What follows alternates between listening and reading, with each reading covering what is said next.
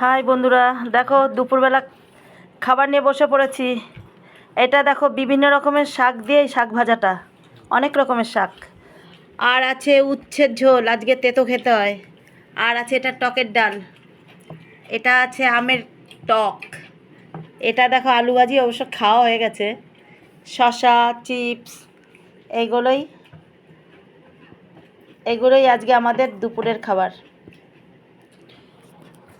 তাই তোমাদের সঙ্গে দুপুরের খাবারটা শেয়ার করে নিলাম। এখন চট জলদি খেয়ে নেব।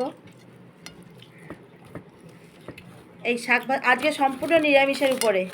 আজকে চৈত্র সংক্রান্তি,